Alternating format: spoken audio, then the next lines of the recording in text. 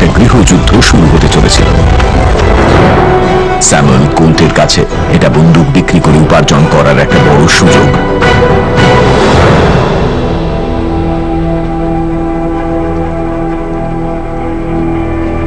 বেশ কয়েক বছর ধরে কোল্ট মার্কিন সেনাবাহিনীকে অস্ত্র সরবরাহ করছেন, কিন্তু সেনাবাহিনী দুভাগে ভাগ হয়ে একে অন্যের বিরুদ্ধে লড়তে চলেছিল।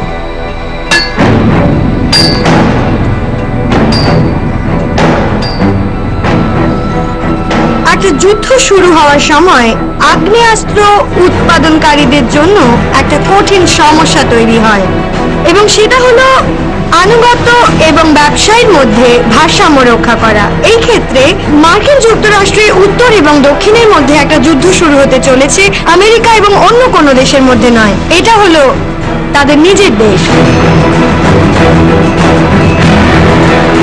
1860 সালে কোল্ট এখনকার $30 লক্ষ বেশি টাকার বন্দুক দক্ষিণকে বিক্রি করেন।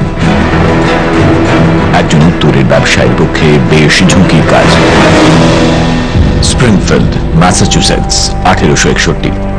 এর খুবই নিকটে স্মিথ অ্যান্ড ওয়েসনও একই সংকটের মুখোমুখি। আমি ডিসকাউন্টের আশা করছি, যা আমি অন্য জায়গায়ও পাচ্ছি। দেখুন, অর্ডারের পরিমাণ অনুযায়ী আমরা হয়তো কিছু একটা করতে পারি। আমরা ইন্টারেস্টেড নই। আমরা না হয় এ বিষয়ে পরে কথা বলি।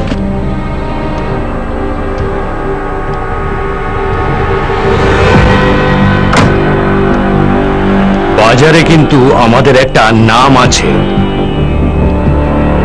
স্মিথ আর ওয়েসন স্যামুয়েল কোল্টের থেকে অনেক আলাদা, এবং তাই গৃহযুদ্ধের প্রাক্কালে একটা বিতর্ক রয়েছে। তা হলো আমরা এটা কিভাবে সামলাবো। আমরা কোনো সমস্যায় পড়তে চাই না, কিন্তু আমরা ব্যবসায়ী, এবং তাই তারা একটা নিরাপদ অবস্থান নিয়েছিলেন।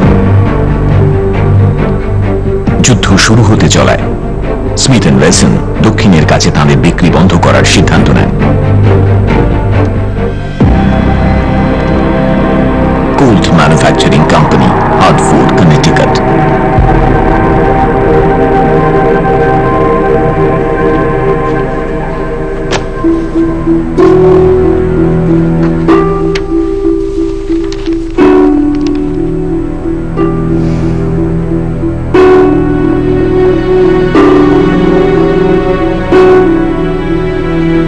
এটা কি সত্যি?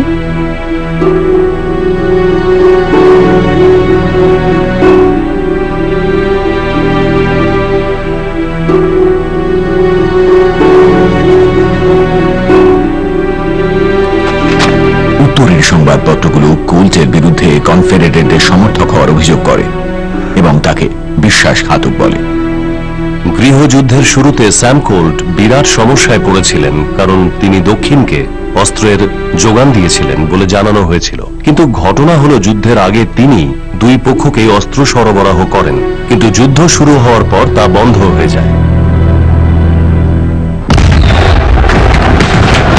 গৃহযুদ্ধ শুরু হওয়ার পর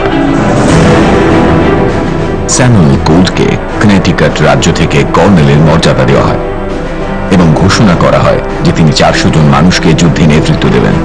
কিন্তু কোল্ট তাঁর নিজের সৈন্য বেছে নেওয়ার দাবি করে কানেটিকাটের গভর্নরকে চটালেন। 2 মাসের মধ্যে তাঁর রেজিমেন্ট বন্ধ করে দেওয়া হলো। কোল্ট আর যুদ্ধে যেতে পারলেন না।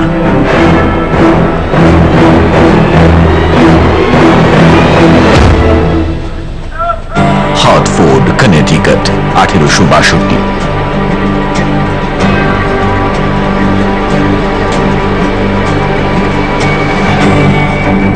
দক্ষিণের রাজ্যগুলোকে অস্ত্র বিক্রির কথা জনসমক্ষে এসে যাওয়ায় কোল্টের সুনাম নষ্ট হয়ে যায়।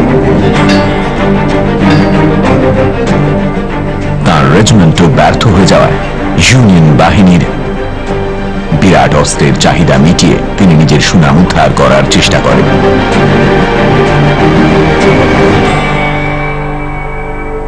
আর এটা করতে গিয়ে তিনি পরিশ্রম আরো বাড়িয়ে দেন। তোমায় কিছু এনে দেবো? না, ঠিক আছে। কোথায় যাচ্ছ? একটু থাকো না।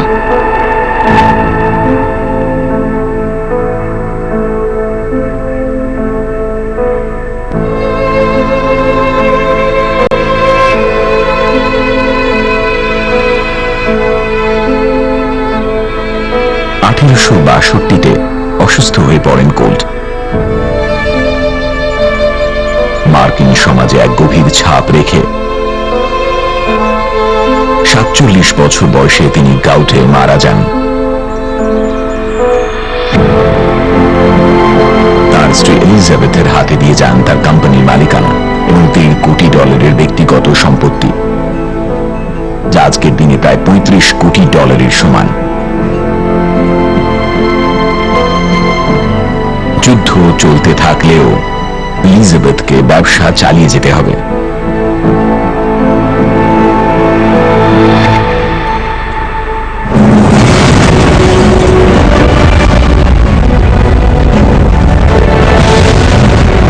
এর 2 বছর পর কোল্টের কারখানা পুড়ে ছাই হয়ে যায়।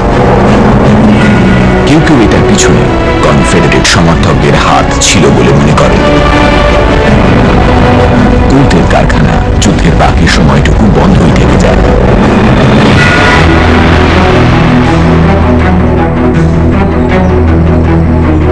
কিন্তু এলিজাবেথ কোল্টের দুর্ভাগ্য স্মিথ এন্ড ওয়েসনের কাছে একটা বড় সুযোগ। একটা নতুন কারখানা খুলে স্মিথ এন্ড ওয়েসন যুদ্ধের সময়টায় তাদের ডিজাইনকে উন্নত করলেন এবং নতুন রিভলভার তৈরির কাজে লাগালেন। স্মিথ অ্যান্ড ওয়েসন মডেল 3 30 সেকেন্ডের মধ্যে লোড করা যায়। কোল্টের থেকে তাড়াতাড়ি, একবার দেখুন।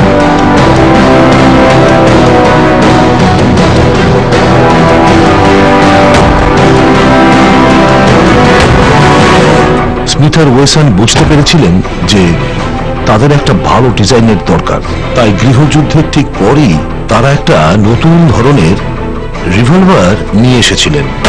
মার্কিন সেনাবাহিনী স্মিথ অ্যান্ড ওয়েসন ব্যবহার করছিল। গৃহযুদ্ধের আগের বছরগুলোতে স্মিথ এন্ড ওয়েসন 11,000-এরও কিছু বেশি রিভলভার বিক্রি করেছিল, কিন্তু 1860 থেকে 1868-র মধ্যে তাদের বিক্রির পরিমাণ দাঁড়ায় 1 লক্ষেরও বেশি।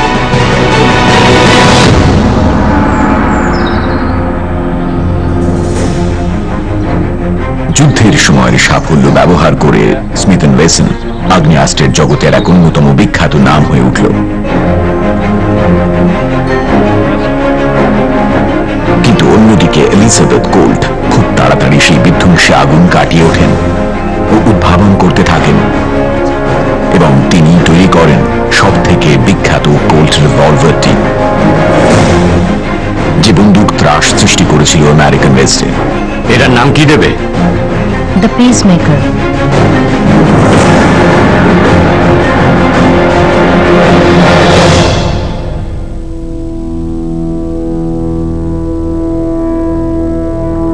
গৃহযুদ্ধ শেষ হওয়ার পর আমেরিকা নানা দিক থেকে বদলে গিয়েছিল।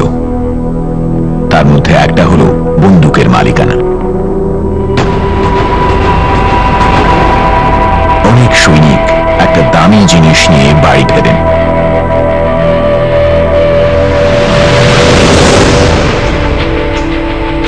এই গৃহযুদ্ধে রিভলভারের ব্যবহার আমেরিকার ইতিহাসে আগ্নেয়াস্ত্রের ক্ষেত্রে একটা সন্ধিক্ষণ, এবং গণ উৎপাদন শুরু হওয়ার ফলে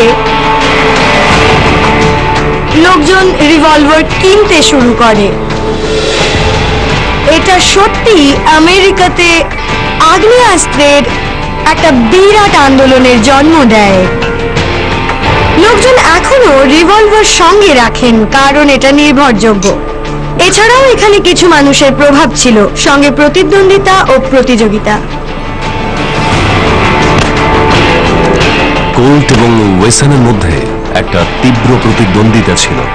রিভলভারকে উন্নত করতে গিয়ে তারা এই যুদ্ধে দুজনেই জড়িয়ে পড়ে। তাদের উত্তরাধিকার শুধু আবিষ্কার নয়, রিভলভার পৃথিবীটাকে বদলে দিয়েছিল।